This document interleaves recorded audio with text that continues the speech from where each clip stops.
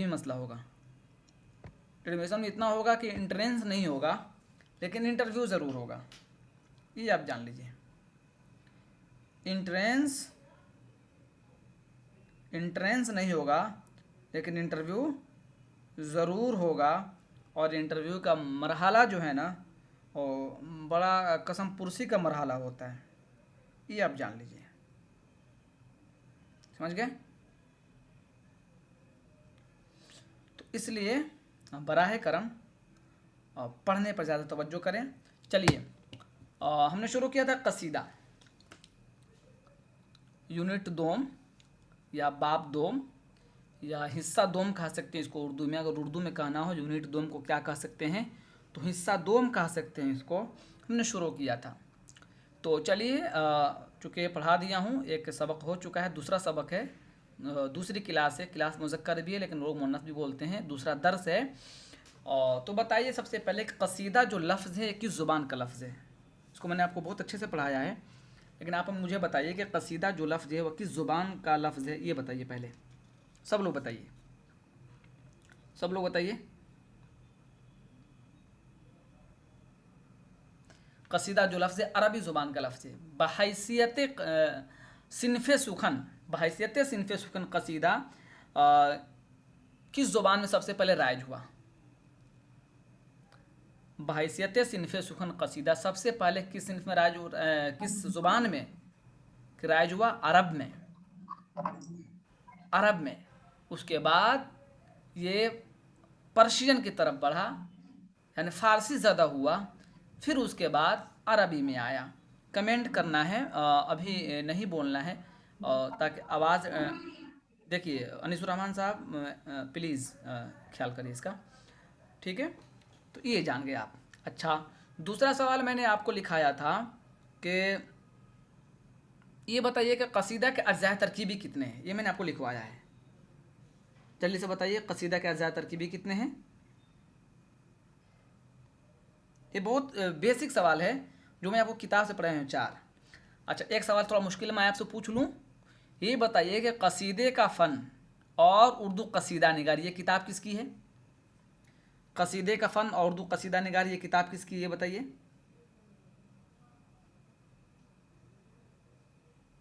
قصیدے کا فن اور اردو قصیدہ نگاری یہ میں آپ کو لکھوایا ہوں. ڈاکٹر ایم کمال الدین. یہ اپنے آپ میں ایک سوال ہے. اور دوسری بات کیا ہے کہ اگر آپ کو یہ پوچھ لے کوئی کہ قصیدہ پڑھائیں گے تو 1-2 کتاب کا نام بتائیے. یہ بھی یاد ہونا چاہیے. ٹھیک ہے. ایم کمال الدین. یہ بتائیے کہ قصیدے کے کس جز کو 2 سرکش بیل سے تعبیر کیا گیا ہے. قصیدے کے کس جز کو. یہ میں آپ کو لکھوا چکا ہوں. گریز کو. چلیے پھر بتا دیتا ہوں. کچھ لوگ نئے بھی ہیں چونکہ ایک کلاس ہو چکی ہے. اس کلاس کو میں بھیجوں گا عام کر دوں گا. جو یوٹیوب پر بھی ہے عام کر دیا تھا. بہت زیادہ اس کو میں پینٹنگ نہیں کرتا ہوں. کوشش زیادہ رہتی ہے کہ آپ زیادہ چیزیں سیکھیں. دیکھیے اس سطر میں آپ جب دیکھیے گا تو یہاں آپ کو مل جائے گا. یہ چونکہ کلاس ہو چکی ہے. ٹھیک ہے. چلیے یہ چیز آپ نے دیکھ لیا. آگے آ جائیے. آج ہم لوگوں کو یہاں سے پڑھنا ہے مدح سے. قصیدے کے کئی اجزاء ہیں نا تو آج ہم لوگوں کو مدح سے پڑھنا ہے.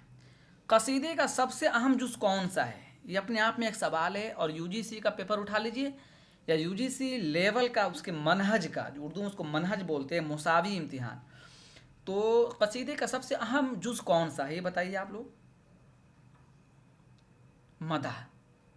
اچھا مدح کی ضد کہہ لیجئے یا اس کا تضاد جو ہے وہ نقص بھی کہتے ہیں یا برائی بھی کہتے ہیں یا حجو کہتے ہیں.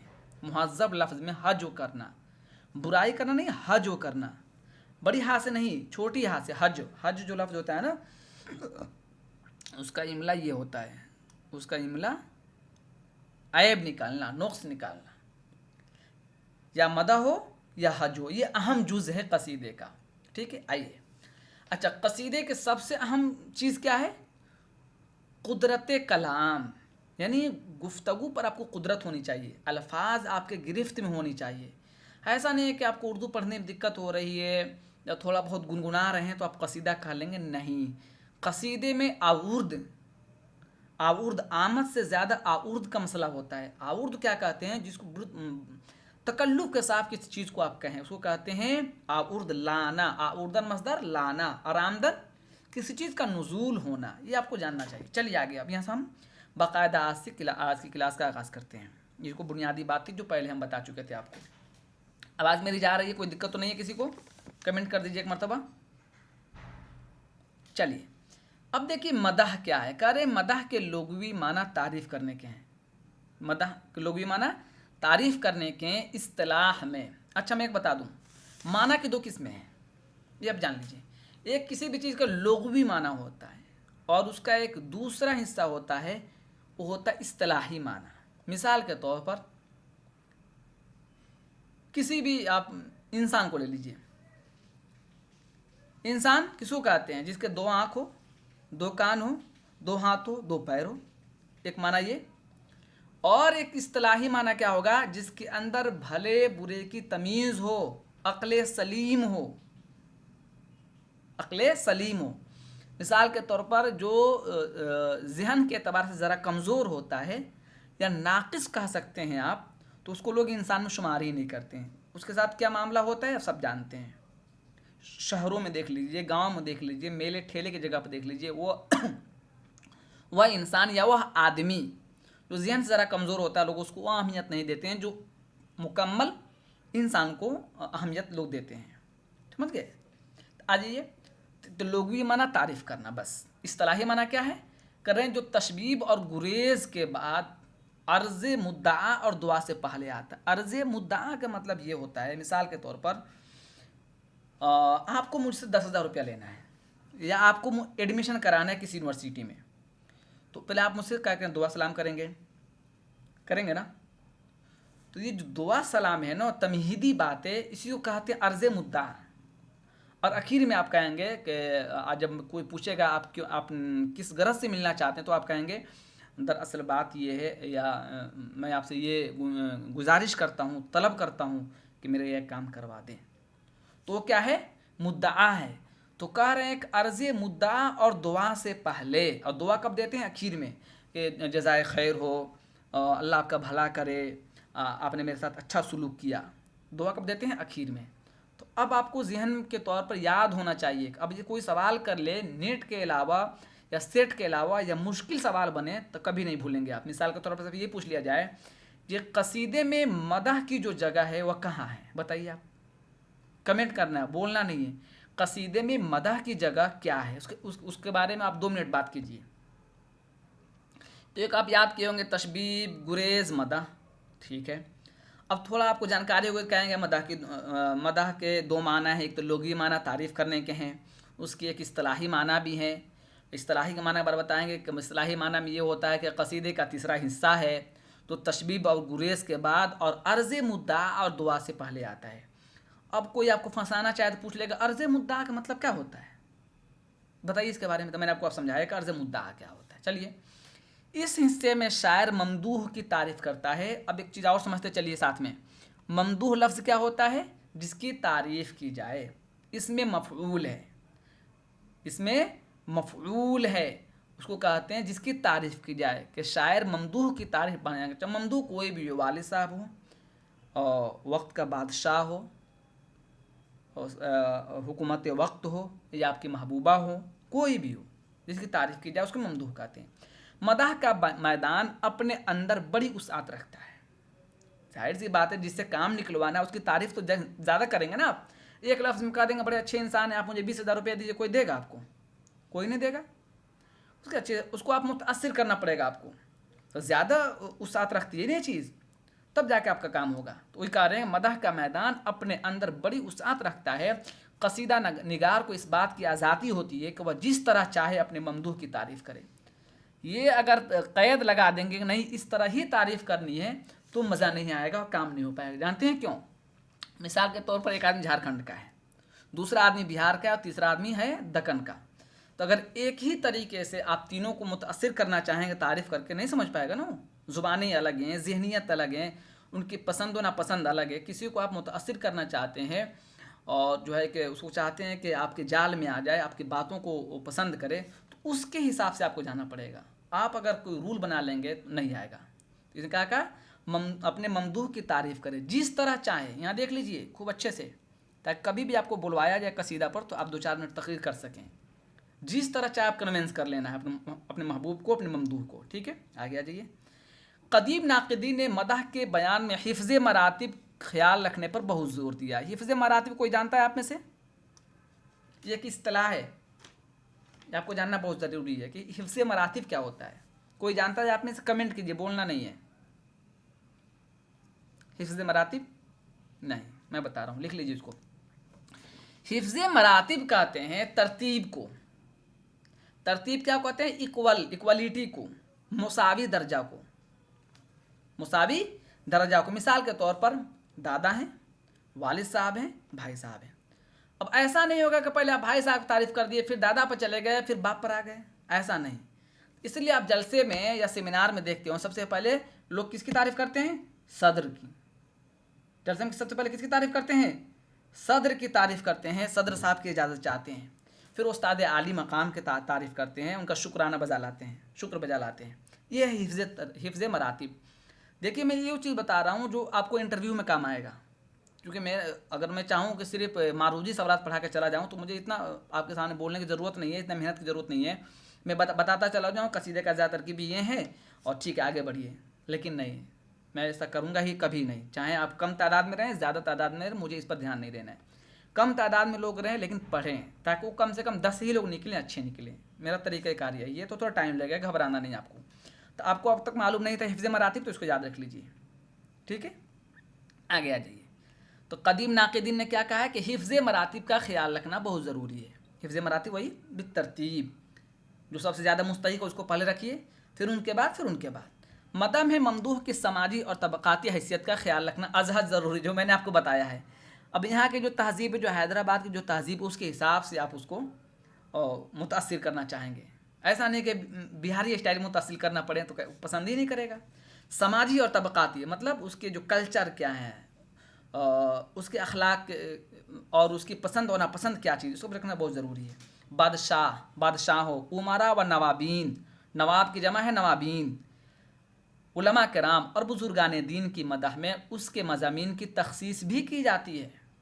مدح میں ممدوح کے اوصاف حمیدہ یہ ہیں کہ اس کی اچھائی کو بیان کرنا. ایسا نہیں اس کی کمی گنانا شروع کر دیں. جب کسی کی کمی بیان کرنا شروع کریں گے کوئی متاثر نہیں ہوگا، بولے گا تو بے عزت کر رہے ہیں مجھے. تو اس سے کہا اوصاف حمیدہ اور امتیازی خوبیوں کو بنیاد بنا کر مضامین درج کیے جاتے ہیں. ہر انسان کے اندر اس خالق و مالک نے جو پوری دنیا کو بنایا ہے کچھ امتیازی خصوصیات رکھی ہیں. کسی کے اندر یہ خصوصیت ہے کہ وہ چیزوں کو بہت اچھے سے سن لیتا ہے. کسی کے اندر یہ ہے کہ وہ سننے میں تیزی کرتا ہے لیکن جواب دینے بہت شائستگی کے ساتھ اور درستگی کے ساتھ دیتا ہے. کسی کے اندر یہ ہے کہ پڑھنے میں اس کی زبان بہت تیز چلتی ہے لیکن لکھنے میں قلم نہیں چلتا ہے. کسی کے قلم بہت تیز چلتا ہے لیکن بہت صاف نہیں لکھتا. ہر آدمی کی الگ خصوصیات ہے جو کسی سے نہیں ملتی. ایک نہ ایک خصوصیت اللہ نے ایسے رکھی ہے. تو بنیادی خصوصیت کو بتانا ہے. سب کے بارے میں یہی کہیں گے کہ آپ اردو کے بہت فعال شخصیت ہیں. 10 مہمان ہیں، 10 کے بارے میں یہی کہیں گے. یہ تو یہ جو ہے نا رٹ کے آیا ہوا بندہ ہے، سب کو ایک لائن میں دیے جا رہا ہے. ایسا نہیں ہے، بنیادی خوبیوں گنانا ہے.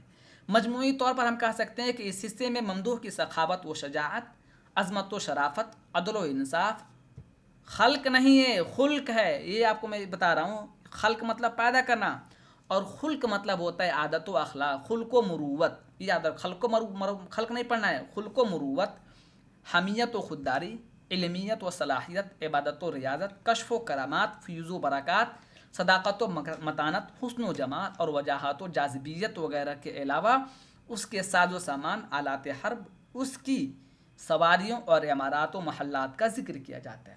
الغرض یہ کہنا چاہتے ہیں کہ جس طرح کی بھی خصوصیات ہوں اس کا ذکر کیا جا سکتا ہے. یہ تنگ ذہنی کا شکار نہیں ہوتا ہے مدح کا جو صنف ہے، بلکہ اس کے اندر وسعت پائی جاتی ہے. اب دیکھیے کتنا فائدہ ہوا کتاب پڑھنے سے. اتنے سارے الفاظ آپ کے ذہن میں آ گئے. اب اس طرح کے جب الفاظ استعمال کریں گے اپنی تقریر میں تو لوگ کہیں گے ارے اس کی ادبی صلاحیت زیادہ ہے، اس نے مطالعہ کیا ہوا ہے. اگر اس کو کتاب کو ہم بند کر دیں اس کی اسکرین کو اور کہیں گے 4 لفظ بولیے اس طرح، تو اب دماغ پر زور ڈالنا پڑے گا، سمجھ میں نہیں آئے گا. لیکن اس کو ایک مرتبہ ہم پڑھا دیے، اور جس کو ہم نے کتاب دیا جو گروپ میں آ چکے ہیں، اب ایک مرتبہ وہ مطالعہ کریں گے، ظاہر سی بات ہے کچھ الفاظ تو آپ کے ذہن میں رہ جائیں گے نا. چلیے آگے آ جائیے اب یہاں سے دیکھیے، گریز کے بعد فوراً جب مدح شروع ہوتی ہے تو بالعموم ممدوح کی تعریف صیغہ غائب میں کی جاتی ہے. یہ دیکھ لیجئے گا. اچھا، شعر کی بڑی اہم خصوصیت یہ ہے کہ ممدوح کی جو تعریف ہوتی ہے یا معشوق کی جو تعریف ہوتی ہے غائب کے صیغے میں ہوتی ہے، تم سے خطاب نہیں ہوتا ہے. ٹھیک ہے، جسے مدح غائب کہا جاتا ہے. مدح غائب مطلب واہ، وہ لوگ، وہ سب، انہیں، ان کی، تم، تمہیں، تم لوگ، یہ حاضر کا صیغہ ہے.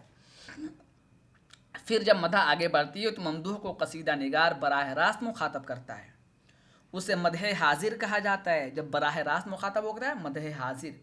عام طور پر مدح حاضر کا آغاز کرنے کے لیے نیا مطلع شروع کیا جاتا ہے یا پیش کیا جاتا ہے. ٹھیک ہے، اس سلسلے میں قصیدہ نگار ممدوح کو بھرپور انداز میں خوش کرنے کی کوشش کرتا ہے.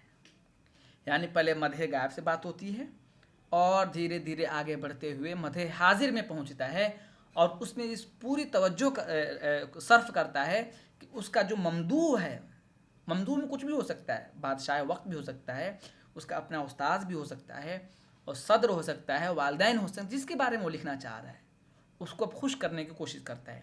شاعر ممدوح کی تعریف و توصیف میں اپنی فنی ہنرمندیوں اور علمی صلاحیتوں کو صرف کرتا ہے، صرف نہیں صرف کرتا ہے، یعنی خرچ کرتا ہے تاکہ اسے انعام و اکرام حاصل ہو سکے. چونکہ قصیدہ کہنے کے پیچھے ایک مراحل ہیں، تو اس میں ایک مرحلہ یہ بھی کہ اسے انعام و اعزاز حاصل کیا جاتا ہے یا اس کو راضی اور خوشی کر سکے.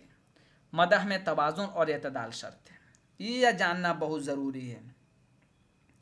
ایسا نہیں ہو کہ جو آدمی اس قابل نہیں ہو، اردو کے کسی عالم کو آپ کہیں کہ میتھمیٹک کا ماہر ہے، ماہر نہیں کہہ سکتے آپ، کیونکہ اس نے پوری زندگی اردو پڑھائی کی ہے تو میتھمیٹک کا ماہر نہیں ہو سکتا. میتھمیٹک جاننے والا ہوگا ضرور، سائنس جانتا ہوگا. کیونکہ میرے جو سر ہیں میں کہہ سکتا ہوں وہ اردو جتنی اچھی جانتے ہیں، انگلش بھی جانتے ہیں، ہندی بھی جانتے ہیں، جغرافی بھی ان کو آتی ہے. لیکن کیا اردو کے بالکل مساوی ہی چیزیں آتی ہیں؟ نہیں. اردو پر انہوں نے 15 سال لگائے ہیں. کہ میتھمیٹک اور سائنس پر لگایا؟ نہیں لگایا. انہوں نے اپنے شوق سے ان چیزوں کو حاصل کیا ہے. تو انہوں نے کیا کہا کہ مدح میں توازن ہونا ضروری ہے، نہیں تو لوگ کہیں گے نا یہ گلو کر رہا ہے، مطلب زبردستی کا ان کا قصیدہ خوانی کر رہا ہے. ٹھیک ہے، کہہ رہے ہیں لیکن مدح میں مبالغہ، گلو اور اغراء کو بھی اپنا کر شعراء نے مضامین اور معانی کے دفتر کھول دیے ہیں.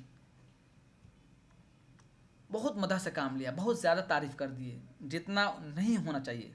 اردو کے اولین ناقد حالی اور شبلی دونوں نے مدح کی بنیاد واقعیت اور سچائی پر رکھنے کی تلقین کی. یہ آپ کو یاد رکھنا ضروری ہے، یہ کبھی بھی سوال آ سکتا ہے تو یہ بہت کھوجنے پر یہ آپ سوال کا جواب ملے گا. یہ آپ کو آپ نوٹ کر لینا فوراً. اب سوال یہ آ جائے گا کہ شبلی نے قصیدے کا جو جز مدح ہے اس کی بنیاد کس پر رکھی ہے؟ سادگی پر، پیچیدگی پر، سچائی اور واقعیت پر، یا سہل پر؟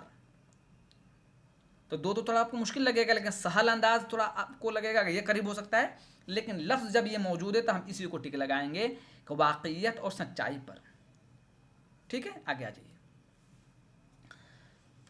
تاکہ ممدوح کے اوصاف صداقت کے ساتھ اجاگر ہوں، سچائی کے ساتھ. ایسا نہیں کہ آپ کی محبوبہ ہیں تو اتنے تعریف کر دیے اور جب لڑائی ہو گئی تو صرف گالی دے رہے ہیں.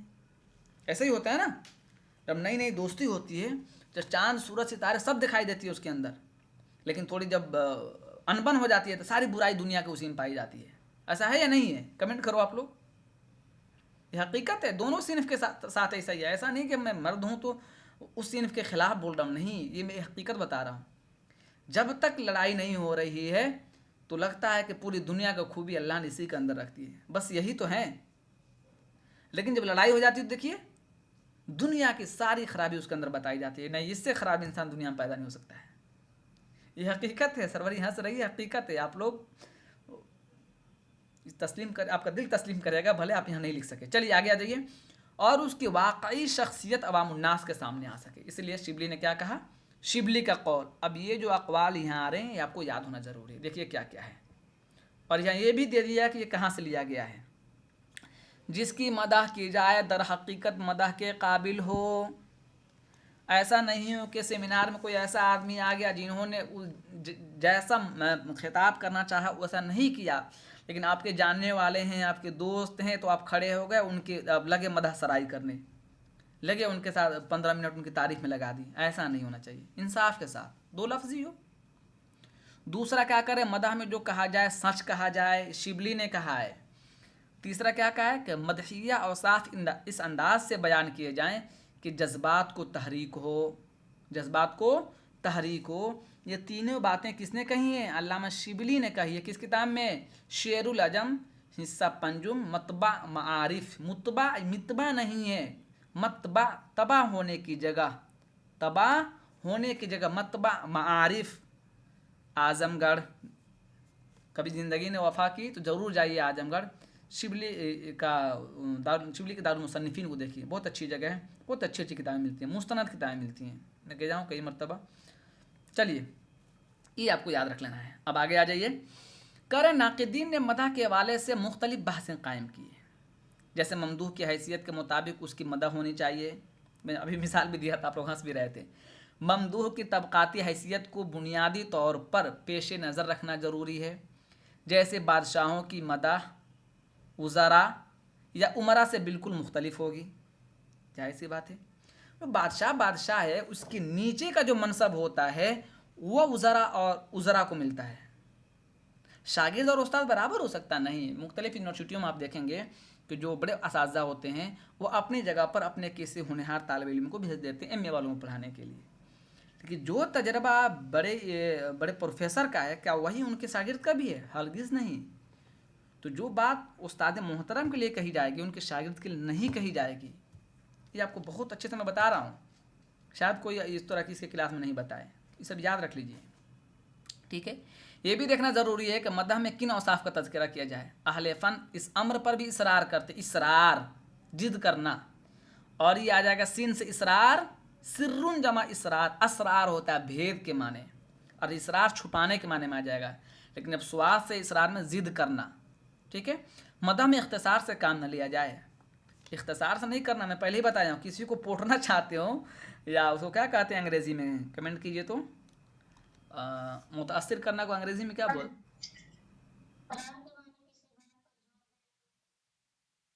ہاں ہاں وہی بتایا نا آپ کو. اصرار سواد سے کسی بات پر زور دینا، اور سین سے جو اصرار ہوگا چھپانا، امپریس کرنا. دیکھیے انہوں نے بتایا ریشما نے امپریس کرنا. کسی کو آپ سوچیں گے دو لفظ میں کوئی امپریس ہو جائے گا؟ ہرگز نہیں. اس لیے انہوں نے کہا کہ مدح میں اختصار سے کام نہیں لینا ہے، مدح خوب کرنا ہے، تعریف خوب کرنی ہے، تب جا کے کوئی امپریس ہوگا آپ سے. چلیے آ جائیے آگے. بالخصوص مدح کے اشعار تشبیب سے زیادہ ہونی چاہیے. یہی سوال الٹ کر پوچھا تھا جب تشبیب میں ہم پڑھائے تھے آپ کو. کیا کہا تھا وہاں؟ مدح کے اشعار تشبیب سے زیادہ ہونی چاہیے. غالب نے کیا ہے لیکن کم میں کر دیا ہے. غالب نے کم لکھا ہے؟ کم نہیں لکھا بھائی، غالب کی بہت کتابیں ہیں. چلیے البتہ یہ خیال کرنا چاہیے کہ مدح غیر حاضر طوالت کا شکار نہ ہونے پائے. غیر حاضر غیر ضروری، میں نے غیر حاضر پڑھ دیا. دیکھیے غیر ضروری، غیر ضروری بات لمبی چوڑی نہیں کرنی ہوگی. ٹھیک ہے. مدح کو ممدوح کی مزاج اور اس کی طبیعت کے موافق پیش کیا جائے. اب میں سمجھا چکا ہوں. اب میرا طریقہ کار کیا ہے، آپ میں سے کسی ایک سے پڑھواؤں گا، چونکہ پڑھنا بھی ضروری ہے. ایسا نہیں کہ صرف میں پڑھوں آپ چپ رہیں. آپ میں سے کون پڑھے گا جلدی سے صاف ستھرا؟ ریشما پڑھیے. میں سعدیہ خاتون پڑھیے. ٹھیک ہے پڑھیے آپ سعدیہ. سعدیہ پڑھ رہی ہیں نا؟ ہاں سعدیہ کو پڑھنے دیتے ہیں، سعدیہ نے کہا میں. چلیے پڑھیے. ہوں ہوں ہوں ہوں ہوں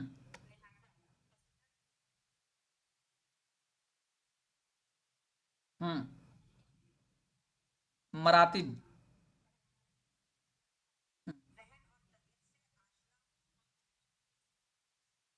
ہوں ہوں ہوں ہوں ہوں ہوں ہوں हम्म हम्म हम्म हम्म हम्म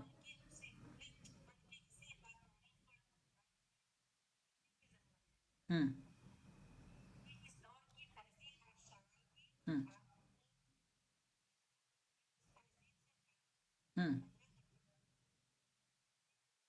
हम्म हम्म हम्म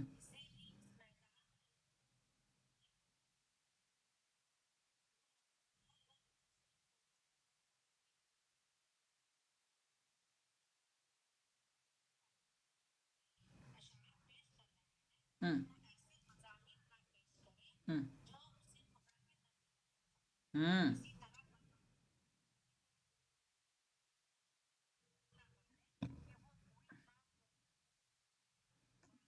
हम्म। रुक जाइए। मुजहका या मजहका पढ़िए उसको, बल्कि मजहका खेज। लफ्ज़ क्या है? मजहका खेज। फ़र्क मरातिब, एक लफ्ज़ मैंने ऊपर बताया था आपको, क्योंकि मैं बता रहा हूँ। एक सेकेंड। हाँ, एक के हिफ्ज़ मरातिब को कहते हैं फ़र्क मरातिब, ये आपको याद रखना चाहिए। हिफ्ज़ मरातिब को जो मिसाल बताई थी उसी को कहते हैं फ़र्क मरातिब।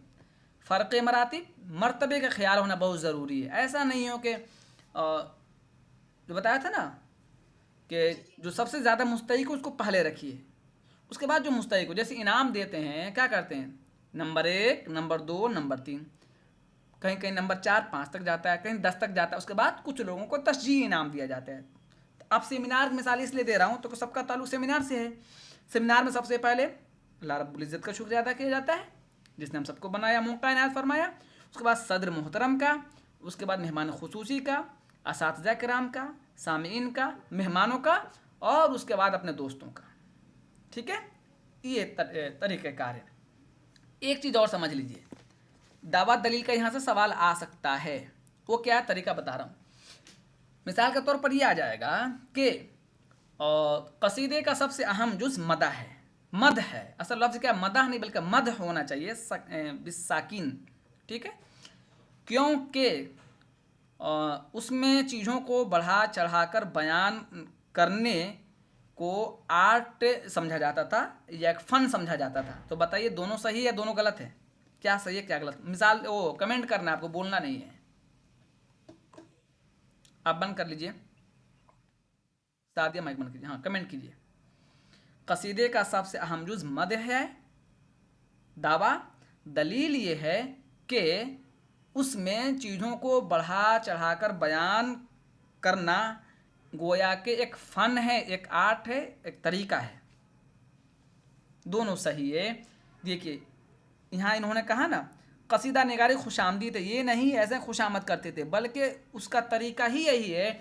और बताया भी गया था ऊपर कि जो मदह मदह के जो अशार हैं उसमें कंजूसी नहीं करनी है।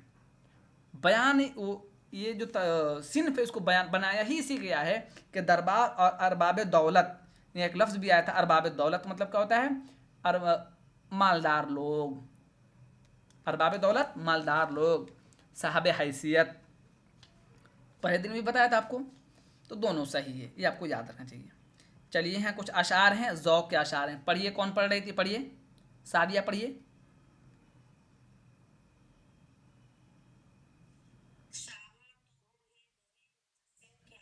मुजस्सम, मुजस्सिम नहीं, मुजस्सम। हम्म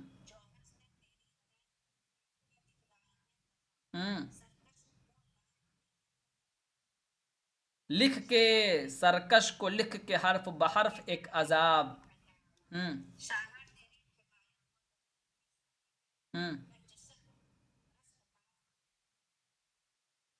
ठीक है, गुड। अब ये सवाल मिसाल के तौर पर क्या है, कहा कहा नमूने के तौर पर मदह के चंद अशार देखिए, ये आपको रट लेना है। जो लफ्ज़ जिसमें नहीं आएगा उसकी डिक्शनरी देखना है। एक सवाल। दूसरा सवाल ये आएगा कि ये अशार किसके हैं? कमेंट की जल्दी से। जल्दी से कमेंट कीजिए अशार किसके हैं, कहीं दिया है? यहाँ देखिए ज़ौक़ लिखा है क्या यहाँ कहीं? आप लोगों को ज़ौक़ दिख रहा है क्या? मुझे तो सौदा दिख रहा है। ज़ौक़ किधर लिखा है? इब्राहिम ज़ौक़, ये लग्जिशन सौदा के यहाँ चाय मिलते हैं हुज़ूर सल्लल्लाहु अलैहि वसल्लम। हाँ नीचे लिखा है, नीचे लिखा है, नीचे लिखा है। गुड गुड गुड, देखिए मुझे खुद नहीं दिख रहा था। ज़ौक़ के अशार हैं, ठीक है। आगे आ जाइए। अब सौदा शुजाउद्दौला की तारीफ में कहते हैं, पढ़िए इसको शेर को। जी जी फैज़ान ज़ौक़ ही है, मैंने दिखा नहीं था, ऊपर देख रहा था मैं। इसको पढ़िए जल्दी से। अजान हो रही है, अच्छा कौन पढ़ेगा आप में से?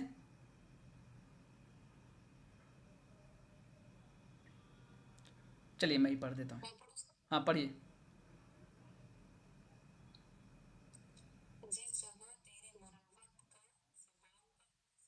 हम्म,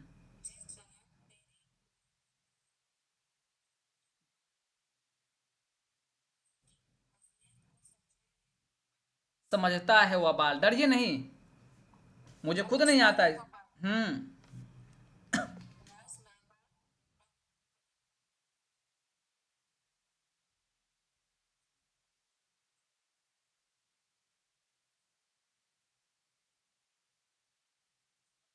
देखिए रोज़ मैदान है, रोज़े मैदान कदम अपना तू जहाँ गाड़े वहाँ। मैदान रोज़ मतलब लड़ाई के दिन या बहादुरी का दिन। कोह का सीना, अब यहाँ कोह का नहीं है, कोह का सीना, कोह मतलब पहाड़। कोह का सीना फटे देख कर तेरा इस्तक़लाल, कह रहे हैं पहाड़ अपनी जगह से नहीं हट सकता है। तेरे अंदर जो जज्बा है, जो जुनून है ना, पहाड़ हट जाए लेकिन तेरे जज्बा और तेरा इरादा नहीं पिघलने पाए, कह रहे हैं, ठीक है। तो शुजाउद्दौला की तारीफ में ये बात कह रहे हैं कि आप तो इतने बुजुर्ग इंसान हैं और इतने बुलंद हिम्मत के मालिक है कि पहाड़ अपनी जगह से टल जाए लेकिन आपकी हिम्मत नहीं आगे पीछे होने वाली है और आपके जज्बे में तब्दीली नहीं आने वाली है। आगे आ जाइए, कुछ अशार हैं। अच्छा, सौदा इमादुल मुल्क के की मदह में कहते हैं दस्त दौरा से मवालिद का सररिश्ता कार, नारे कहर की हैबत से तेरे जाए ठिठक, तुझको ललकार के मैदान में सफ़े मर्दा के सामने आए तेरे कौन है ऐसा मर्दक। ये जो काफ लगा है ना, ये जो मैं आपको पढ़ाया था लिसानियात में, देखिएगा उस किताब को खोल कर। तो इमादुल मुल्क के मदह की मदह में ये अशार है। अब आखिरी जो जुज़ है उसको हम लोग पढ़ते हैं, फिर ख़त्म हो जाएगा, फिर आगे बढ़ेंगे। करें कि अर्ज़ मुद्दा और दुआ। अर्ज़ मुद्दा और दुआ ये क्या है, इसको थोड़ा देखने की कोशिश करते हैं। ये मदह के बाद, यानी अब ये सवाल आपसे बन जाए कि कसीदे का सबसे आखिरी जुज़ क्या है, बताइए। कमेंट कीजिए, जल्दी जल्दी जल्दी से कमेंट कीजिए। मैं जानता हूँ कि आप में से कोई ऐसा नहीं हो जिसको याद नहीं होगा, ये सब आपको याद है, लेकिन इसके बारे में जानकारी, इसके बारे में नहीं कह सकता हूँ कि सबको जानकारी हो, इसलिए पढ़िए। करें मदह के बाद मंजिल और कसीदे का आखिरी जुज़ होता है। इसमें शायर अपने मुद्दा को बयान करता है और फिर अखलाकी तौर पर ममदूह को दुआ देता है और कभी कभी ममदूह के दुश्मनों को बद्दुआ भी देता है। आपको किसी को इम्प्रेस करना है तो जो चीज़ उसको पसंद है उसको आपको भी पसंद करना होगा, और जो उसको नापसंद है आपको भी ज़बरदस्ती, चाहे आपका दिल करे ना करे, आपको भी कहना पड़ेगा कि मुझे भी नापसंद है, मुझे भी पसंद नहीं है। मैंने अपने एक दोस्त से अभी कुछ देर पहले पूछा, यार ऐसा क्यों हाँ में हाँ मिला रहे हो? कह दोस्त मेरा कह रहा है यार तुम नहीं समझोगे। हमने ऐसा क्यों ज़बरदस्ती, तो कोई गलत कह देगा तुम गलत कह दोगे, बोले यार ग्रुप में रहना पड़ता करना पड़ता है। हमने करना पड़ता है, ये क्या बात है करना पड़ता है ज़बरदस्ती, तुम बोलो कि मुझे पसंद है, खामोश रहो। कि नहीं यार ऐसा नहीं होता है, ऐसा करोगे तो कोई दोस्ती नहीं बनेगा, अकेले रह जाओगे। मैंने अच्छा यार, तब मुझे समझ में आया, तो बहुत मुश्किल काम है ये दुनिया का। चलिए, बज़ाहिर आसान नज़र वाली ये मंजिल दर हकीकत दुशवार गुजार मंजिल। सही सी बात है, आपका दिल नहीं कर रहा है ज़बरदस्ती आप उसके साथ हाँ हाँ कर रहे हैं। यहाँ उसे एक अछूता अंदाज बरतना होता है और अपने ममदूह के सामने बड़ी हुनरमंदी से अपना मुद्दा बयान करना होता है। बड़ी हुनरमंदी से क्यों? इसलिए कि आप डायरेक्ट किसी से कुछ फरमान करेंगे, कोई बात आपको मानेगा, आपकी बात मानेगा? कहेगा भाग ये तो ठगने आया हमको, یہ اپنے کام سے یا فون کیا ہے، یہ اپنے کام سے ملنا چاہتا ہے، یہ صرف ضرور وہ کہتے ہیں نا، ہمارے سر بولتے تھے کہ اس کو کیا بولتے ہیں، فائدہ نہیں، ایک ٹرمنالوجی ہے جو یونیورسٹی میں چلتی ہے، مطلب ہی نہیں اس کو،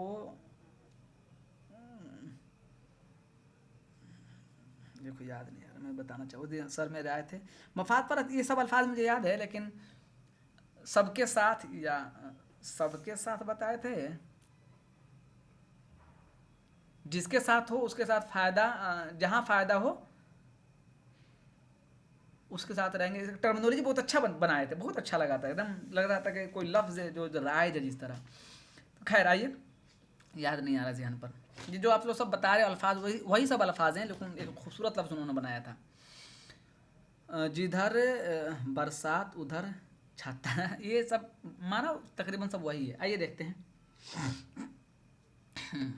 کیا پڑھ لیتے ہم لوگ، ہاں کہہ رہے ہیں بڑی ہنرمندی سے اپنا مدعا بیان کرنا ہوتا ہے، بڑی ہنرمندی سے، بہت چلاکی کے ساتھ، ایسا نہیں لگے کہ مانگنا ہی آیا ہے، آپ کو دینے والوں کو لگے کہ ضرورت مند ہے دینا چاہیے، درازی عمر کی دعا، کہ آپ کی جیون آپ طویل جئیں، آپ کی عمر طویل ہو، مال و دولت میں ترقی کی دعا دیں، ملک میں امن و امان اور نسل کی بقا جیسے مضامین ہوتے ہیں، یہ سب دعا دینی ہوتی ہے، مذہبی عقائد میں موافقین کو دعا اور مخالفین پر تبرہ پڑھا جاتا ہے، مذہبی عقائد میں موافقین کو دعا اور مخالفین میں تبرہ، یعنی وہی نقائص بیان کیے جاتے ہیں، تبرہ مطلب گالی دینا اصل ہوتا ہے، لیکن گالی غلط ہم استعمال نہیں کر سکتے ہیں، اور اپنے حق میں دعائے خیر طلب کی جاتی ہے، عرض مدعا میں اشعار کے تعداد تو متعین نہیں ہے، لیکن اس کے لیے طوالت کے بجائے اختصار زیادہ مناسب ہے، یہ سب وہ چیزیں ہیں جو آپ کو یاد رکھنے ہوگا،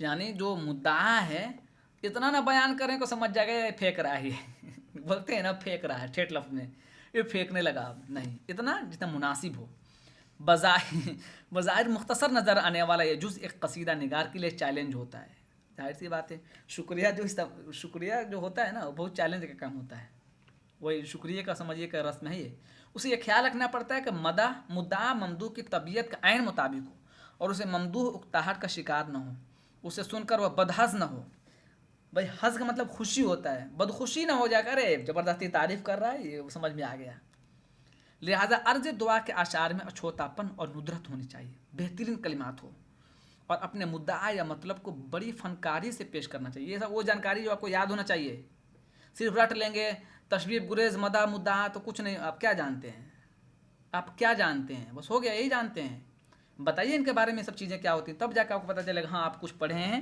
ورنہ تشبیہ گریز مدح مدعا کسی سے اٹھا کے پوچھ لیجئے، آپ کو کیا لگتا ہے بی اے کا جو طالب علم جو تھوڑا بہت پڑھا اس کو معلوم ہوگا، اتنا جو آپ کے سامنے میں بول رہا ہوں 5 مرتبہ کیوں بول رہا ہوں، تاکہ یہ سب چیزیں آپ کے ذہن میں آ جائیں، ورنہ بی اے کا طالب علم بھی بتا دے گا بھائی تفسیر گریز مدح دعا 4 چیزیں ہیں، ترتیب یہ ہے، ہو گیا، یہ پڑھ کے نہیں کام چلے گا، اگر آگے بڑھنا ہے تو، چلیے، کہہ رہے ہیں کہ اسے یہ خیال رکھنا پڑتا ہے کہ مدعا ممدوح کی طبیعت کا عین مطابق ہو، اور اسے ممدوح اکتاہٹ کا شکار نہ ہو، سن کے بدحظ نہ ہو جائے، یہ لفظ آپ کو یاد ہی نہیں ہوگا، اس سے پہلے بدحظ کا مطلب کیا ہوتا ہے، حظ نصیب ہو، مطلب آپ کو اچھا لگے، بھلا معلوم ہو، یہ سب الفاظ بھی آپ کو یاد کرنا ہے ساتھ میں، لہٰذا عرض مدعا کے اشعار میں اچھوتاپن اور ندرت ہونی چاہیے، اور اپنے مدعا یا مطلب کو بڑی فنکاری سے پیش کرنا چاہیے، تاکہ ممدوح بے ساختہ خوش ہو کر اور فطری جوش سے مجبور ہو کر انعام و اکرام سے نوازے ہیں، بہت سے شعراء نے عرض مدح پر خاص توجہ نہیں دی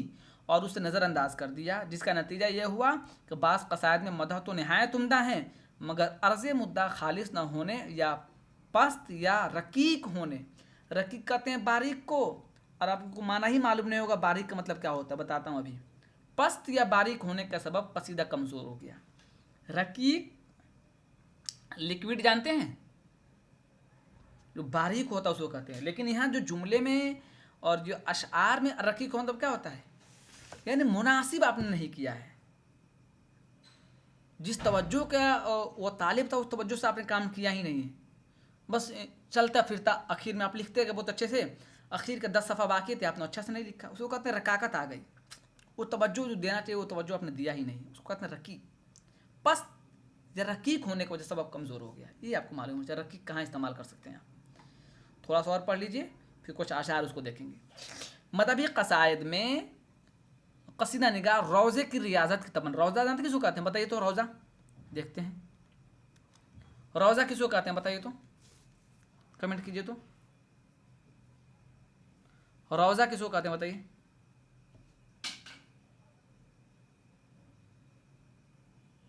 روضہ کس کو کہتے ہیں؟ مدفن. گوڈ, بہت اچھا. زرین عالیہ, بہت اچھا. زرین عالیہ مجھے لگتا ہے کہ اس سے پہلے قبر کو اس سے پہلے بھی کسی سال کلاس میں آپ جوائن ہیں, مطلب پہلے جب کبھی پڑھایا کرتا تھا, اوپن کیا کرتا تھا تو بہت اچھا. سلام, گڈ, اچھا ہے. چونکہ اس ٹائم میں مجھے یاد ہے کہ آپ پڑھنے میں حرکت سے آدمی سمجھ جاتا ہے. ٹھیک ہے. روضہ جانتے کس کو کہتے ہیں؟ روضہ کہتے ہیں, اصل قبر کو نہیں کہتے ہیں.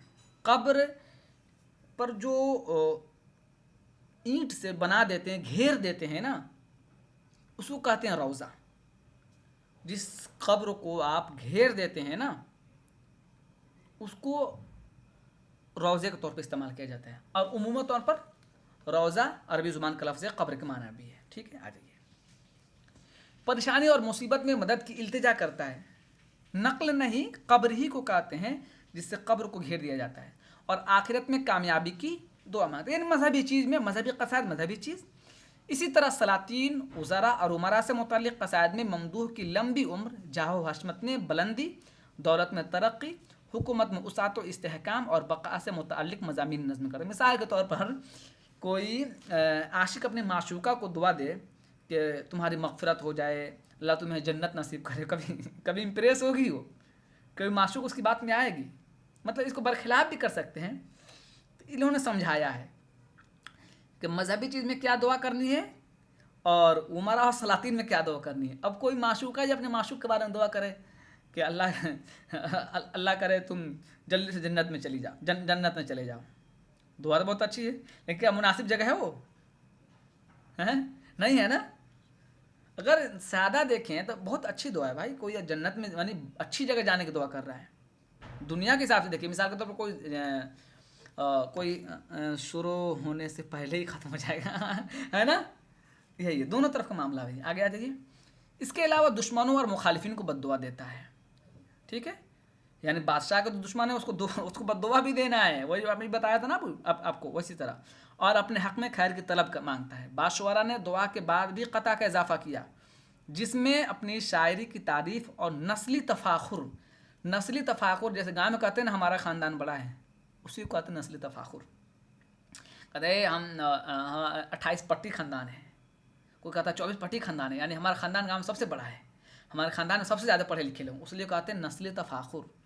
اب تو زمانہ ختم ہو گیا نا, اب ٹیکنالوجی کا زمانہ آ گیا, منصب. پہلے لوگ کہتے ہیں کہ ہمارے خاندان میں ہمارے آبا و اجداد پہلوان تھے. کوئی کہتا تھا ہمارے دادا کے پاس ہاتھی تھا, کوئی کہتا ہمارے پاس گھوڑا رکھتے تھے, تلوار جانتے تھے, کوئی لاٹھی چلانا جانتے تھے, کوئی کشتی جانتے تھے. یہ نسلی تفاخر سے متعلق اشعار یا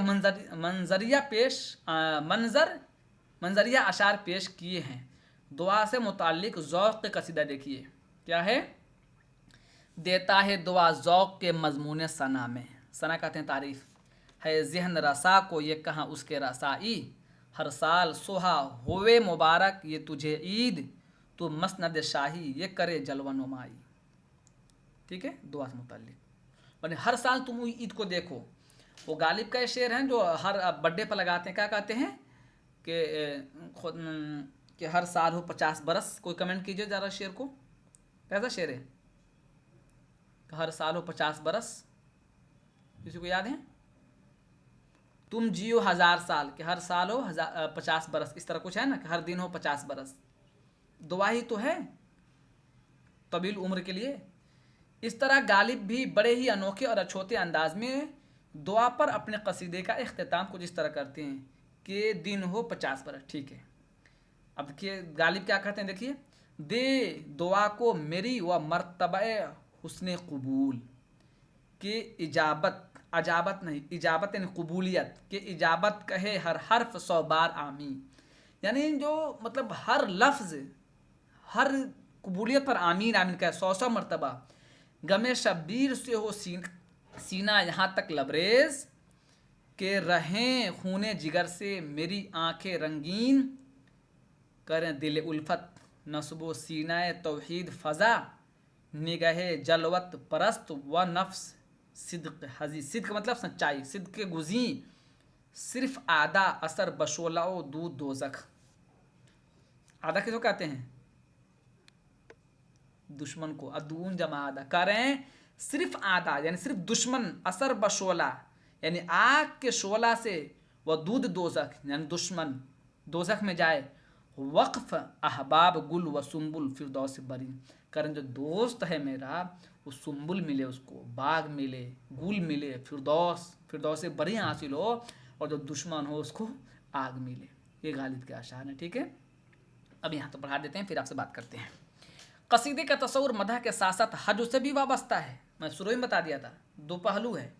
ये तलवार रखती है धार दो तरफ, एक इस तरफ एक उस तरफ, दोनों में फ़र्क मौजू के अतबार से किया जाता है। अगर कसीदे में किसी की तारीफ़ की गई हो तो मदहिया कसीदा कहलाएगा, और उसके अयूब बयान किए जाएँ, ऐब जमा अयूब, तो हजविया कसीदा कहा जाएगा। अव्वलन ये सिर्फ अरबी में राइज थी, फिर फ़ारसी में उसे कबूल आम हासिल हुआ, फ़ारसी से ये सिर्फ उर्दू अदब का हिस्सा बनी। हिंद सिंफ जो का मुअन्नस है, इसलिए इस एतबार से उसकी एक कदीम रिवायत और तारीख़ रही है। वक्त के साथ साथ उसके उसूल व ज़वाबित में भी तब्दीलियाँ आती गईं, और उसकी शेरियात मुख्तलिफ़ मराहिल से गुजर कर एक तयशुदा साख्त में ढल पाई। चलिए, अब आज के लिए मुझे लगता है इतना सही है। आप में से किसी को कुछ पूछना है तो पूछ सकती हैं। आप लोग भागने लगते हो, 30 लोग थे, 5-6 लोग भाग गए। अगर भागोगे तो नहीं सीखोगे, ये जान लो आप। अगर आपको लगता है अरे ये सब चीज़ें हम जानते हैं, अब यकीनन जानते होगे, लेकिन सब चीज़ नहीं जानते होगे ना, इसलिए कहीं टाइम दो तो कम से कम पूरी एक क्लास सुनो।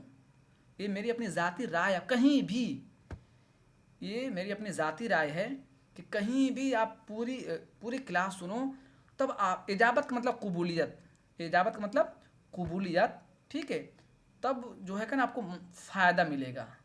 अब किसी को कुछ सवाल पूछना हो, किसी को भी आप पूछ सकते हो, किसी को भी कुछ सवाल पूछना है तो पूछ सकते हो, एक एक करके, लेकिन माइक खोल के पूछ सकते हो आप।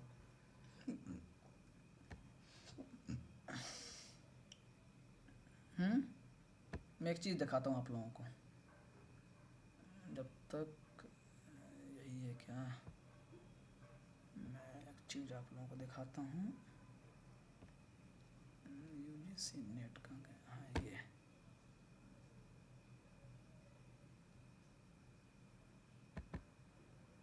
खुल क्यों नहीं रही?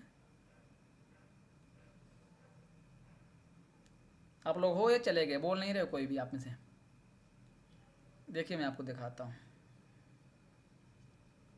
आप लोग हो ना, एक चीज़ दिखाता हूँ। मैंने पहली मरतबा ही काम किया है, इस मरतबा इंशाल्लाह कुछ करने का इरादा है। तारीख़ वाक़े, फुरकान बोल के पूछ लीजिए, भाई बोलने की इजाज़त है। देखिए मैं दिखाता हूँ आपको, कुछ काम किया हूँ आप लोगों के लिए, यूनिट वाइज भी काम किया हूँ। आप लोगों ने अपना काम करके दिखाया नहीं किसी ने। मेरा तरीका क्या है कि मैं आपको दिखाता हूँ काम करके, आप लोगों ने अपना काम नहीं किया, ऐसे कैसे काम चलेगा? दिख रहा है कुछ आप लोगों को? नहीं, अब दिखेगा, देखिए तो ये मैंने बनाया है आप लोगों के लिए, मतलब वो बच्चे जो क्लास में हैं उनको ये सारी चीज़ें मिलेंगी। ये देखिए मैंने आप लोगों के लिए प्रैक्टिस सेट बनाया है, यूनिट वाइज भी बनाया है। मैं आप लोगों को बताया नहीं था, यूनिट वाइज भी बनाया मैंने। आपने किया है तो क्यों नहीं दिखाया फिर? शेर में किसी तारीख़ी वाक़या को ज़िक्र तलमीह, जी नज़रा खातून सही। ये मैंने पूरा सेट बनाया 100 सवाल के, इस तरह मैं शुरू किया हूँ। तो लिसानियात का बना लिया हूँ, तो कराऊँगा। टाइम देख रहा हूँ कौन सा टाइम पड़ेगा क्या है। परेशान था, लैपटॉप में दिक्कत आ गई, बताया था ना आप लोगों को, तो ये सब आप लोगों के लिए है। तो अब तक जो पढ़ाई नहीं शुरू की है ना, पढ़ाई करना शुरू कर दीजिए। मैं बहुत अच्छे से सवाल बनाता हूँ, ये जान लीजिए। मैं भले सवाल का जवाब ना दे सकूँ, लेकिन सवाल में बहुत अच्छा बनाता हूँ, ये जान लीजिए, क्योंकि बड़ा टाइम दिया मैंने इस पर। हैंड राइटिंग अच्छी नहीं है तो क्या हो गया? कौन सा मैं आपको वो नंबर देने वाला हूँ। चलिए, आप में से अगर किसी को एडमिशन लेना हो या आपके दोस्त अहबाब को, तो उनको बता दीजिए।